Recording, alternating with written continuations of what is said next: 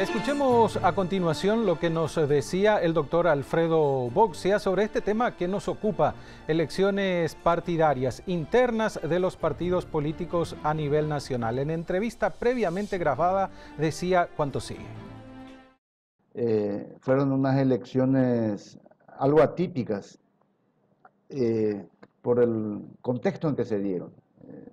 Pandemia, un gran hastío ciudadano contra todo lo que sea partidos políticos, candidaturas poco atractivas, pero pese a todo, el balance en general creo que es positivo porque no hubo el ausentismo que algunos auguraban. Si bien hubo una cifra de participación que estuvo un poco por debajo del promedio, es entendible por la época en que estamos viviendo, no fue tan bajo además. Y estas elecciones tuvieron dos novedades técnicas, digamos. La utilización de las máquinas de votación, que creo que pasaron el examen y demostraron ser eficientes y seguras para el proceso electoral, y la utilización del desbloqueo de la lista de concejales, que finalmente fue entendida en su mecanismo, entendido por la ciudadanía, pero no sabemos aún, tardaremos bastante en descubrir si eso significa o no un avance para nuestro sistema de elección de representantes populares.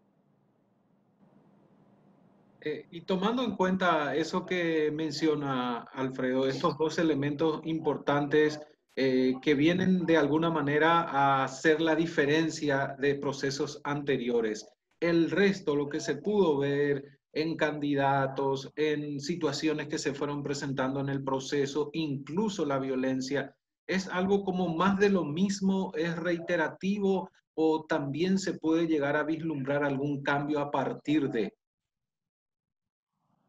A ver, mucha gente considera a veces a las elecciones municipales como un plebiscito del gobierno. Yo creo que no es así porque las realidades en cada municipio, en cada ciudad, en cada pueblo, son microcosmos diferenciados con sus propias realidades, a veces no extrapolables a la población de todo el país. Eh, Tampoco sirvió demasiado en el Partido Colorado para medir fuerzas entre abdismo y cartismo, porque había demasiadas candidaturas acordadas en el movimiento Concordia y prácticamente Asunción y 3 o 4 ciudades más eran en las que realmente había un enfrentamiento entre el aparato de Cartes y el aparato de Abdo. Por eso convirtió a las elecciones del Partido Liberal, el único partido que definía presidente y miembros del directorio, en las elecciones más importantes, porque allí sí, de alguna manera, se estaba dibujando la silueta que va a tener el arco opositor de cara a las elecciones generales del 2023. La victoria de Efraín Alegre lo consolida sin duda sobre Llano, probablemente como candidato del partido y con pretensiones lógicas de también encabezar una eventual alianza. Por lo demás, más o menos lo mismo de siempre. Claques familiares, claques políticas, mismas figuras, la gente que se lanza de manera desaprensiva, pensando que su simple popularidad en algún otro campo que no sea la política, como la farándula, el periodismo, etcétera, no le fue bien. La violencia fue diferente, no fue una violencia política como la que solíamos ver en otras elecciones, fue una violencia delincuencial común, algo que no conocíamos. Los candidatos tienen una gran cantidad de plata en efectivo, toda junta, para los gastos del día D, para la compra de todo tipo de insumos, incluso de cédulas, y no tienen el sistema de seguridad Proseguro de algunas de otras empresas y se constituyen, había sido empresa fácil para las bandas criminales. Así que eso es algo que todos tendrán que tener mucho cuidado en octubre. porque allí estaba un nicho de mercado delincuencial que todavía no fue explotado. Es el, la persistencia de candidatos claramente vinculados al narcotráfico o a alguna otra actividad delictiva en presentarse y tener éxito electoral. El caso de Ulises Quintana es un caso paradigmático. Más de 12.000 colorados del Este lo votaron sin importarle ni sus antecedentes amistosos profesionales con Cucho Cabaña, todas las imputaciones que tienen por lavado de dinero, asociación ilícita, tráfico de dinero en calidad de cómplice y hasta la certeza que puso la embajada norteamericana en calificarlo como significativamente corrupto. Pareciera que el electorado de esas zonas se acostumbra a convivir con valores no del todo compatibles con un sistema democrático que debería tener un país serio. Incluso después de este proceso que vivimos, se dieron hechos como la elección de la mesa directiva de la Cámara de Senadores, que provocó la reacción del líder del movimiento Honor Colorado. ¿Esto se puede ver como resultado también de ese proceso o ya con miras a lo que va a ser a partir del 2023, poder separar un poco los tantos en ambos movimientos, si bien mantenerse y sostenerse en el poder, pero tratar de diferenciarse unos de otros, Alfredo? Es dificilísimo contestarte eso, Omar. Siempre el proceso de elección de cuerpo directivo de las cámaras, sobre todo la de senadores, es difícil de interpretar. Resulta que nosotros hacemos una interpretación posterior al suceso, en base a los votos, pero nosotros no participamos de las transacciones previas, a veces febriles, que se hacen bajo la mesa en los días previos, en las horas y minutos previos a la votación. Entonces difícilmente podemos de entrada entender por qué determinada bancada o por qué una parte de esa bancada vota en determinado sentido y otra vota en sentido contrario. Las circunstancias coyunturales pesan tanto, los intereses grupales o personales, los egos, las venganzas, pesan tanto en el momento de elegir la fórmula, la alquimia de conseguir esos dichosos 23 votos para poder ganar la mayoría, que hacen complejo entender si hay o no relación entre el resultado de las municipales o esto no tiene nada que ver. Incluso no entenderíamos la elección de Cachito Salomón como presidente del Senado si no fuéramos ayudados por esa reacción furiosa que tuvo Horacio Cartes con ese comunicado posterior. Eso nos hizo replantear, digamos, que buena parte de la votación se centró en algo que Horacio Cartes quería imponer, pero no lo logró, y que Abdo sí lo logró. Probablemente tratando de salvar su pellejo por lo que resta de su mandato para evitar un juicio político, los intereses se centraron en conseguir un presidente del Senado que estuviera, que está en la línea de sucesión y que fuera una garantía de que no lo sacarían al presidente y al vice por juicio, con juicio político. ¿Qué relación tiene eso con las municipales?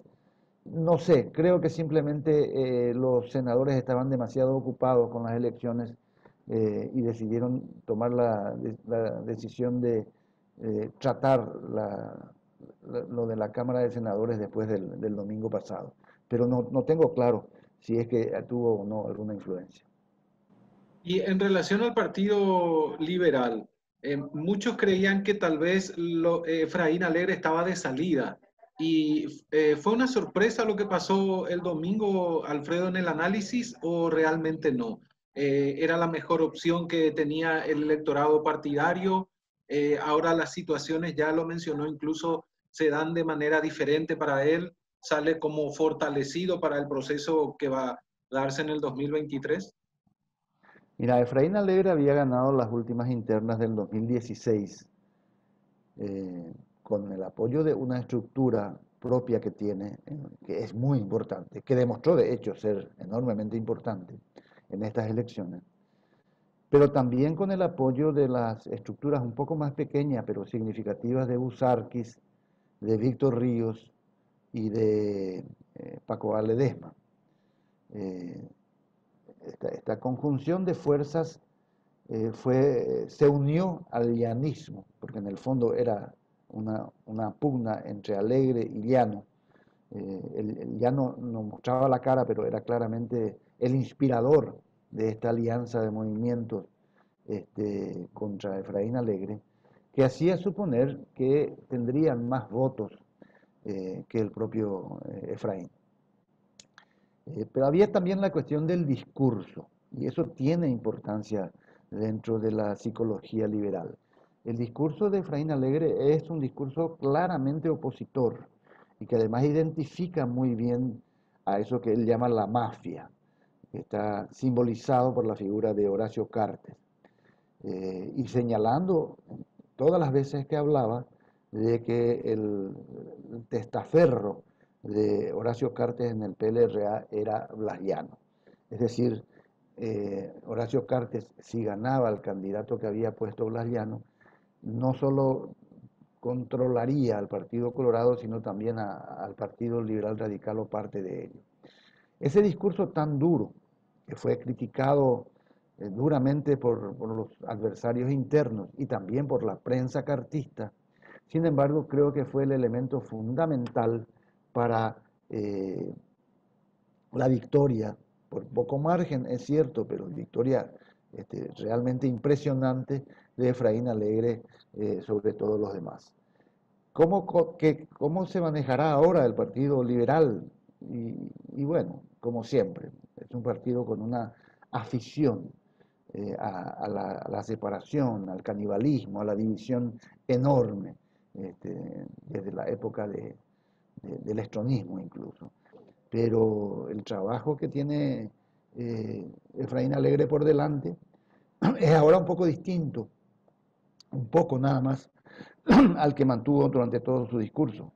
Es decir, ahora tiene que conciliar, tiene que juntar las partes del Partido Liberal, cosa en lo que no es muy hábil, y con interlocutores que no están muy dispuestos a hacerlo. Y después, hecho eso, tendrá que ofrecerse como una alternativa válida para todo el arco opositor, situación aún más complicada, pero que no es el único camino que tiene por delante la oposición si quiere vencer al Partido Colorado en el 2023. Nunca fue tan fácil vencerlo como ahora, y nunca estuvo también al mismo tiempo tan mal organizada la oposición. Y precisamente, Alfredo, para finalizar, hay un trecho no muy largo al 2023. Se van organizando internamente, si bien no se aglutinan tal vez en la oposición de la manera que sería necesario para tener posibilidades de triunfo. ¿Cómo vamos llegando a ese 2023 en este proceso político? Sobre todo tomando en cuenta que nuestro país es muy bipartidista, ¿verdad? Salvo ejemplos claros y puntuales. ¿Cómo estamos en ese proceso de caminar hacia las elecciones del 2023 en términos políticos? La oposición tiene, yo creía que dos caminos nada más para llegar unida. El mecanismo de la alianza, como lo fue en las últimas elecciones, en este caso el PLRA asume que pondrá al candidato a la presidencia y simplemente se deja a cargo del resto de la oposición la elección de un acompañante. Eso ocurrió en el 2018. Efraín Alegre candidato a presidente, y hasta último momento la izquierda no definía quién lo acompañaría hasta que finalmente fue electo Leo Rubin. Es un mecanismo problemático, sobre todo si no hay un consenso absoluto sobre quién lo va a encabezar. El problema es que el otro mecanismo, el mecanismo de la concertación, es dificilísimo de cumplir. Está lleno de trampas jurídicas. El candidato será fácilmente impugnable. La cuestión se va a judicializar. Las veces que se intentó en internas, sobre todo del Partido Liberal, se quedaron sin candidato por la judicialización. Anteanoche, entrevistándolo en televisión a Efraín Alegre, él hablaba de una tercera posibilidad que para mí era desconocida, la de crear un movimiento, un gran movimiento, en el que participen todos y tengan derecho todos los empadronados en el padrón general a votar. No sé si esa posibilidad es legalmente posible, pero lo había señalado él como un camino alternativo. De cualquier manera, digamos que para el 2023 hay todavía un cierto tiempo, pero el ensayo general tendrían que ser las municipales de octubre, y para las municipales de octubre hay lugares como Asunción, por ejemplo, en donde una alianza es indispensable si se pretende vencer al candidato colorado Nemesio Rodríguez. Por sí solo, ni el candidato liberal Nakayama, ni ninguno de los otros tiene fuerza suficiente como para tener la cantidad de votos que asuste por lo menos a Nemesio. Unidos sí, pero ¿cómo hacer una alianza estando en junio ya, a fines de junio, y las elecciones son en octubre? Veremos cuánta uña de guitarrero, cuánta cintura política tiene la oposición, y eso nos va a dar una pauta de cuán posible es o no que lleguen aliados en el 2023. Son capaces de no aliarse, conociendo nuestra oposición, sabiendo que van a una derrota segura.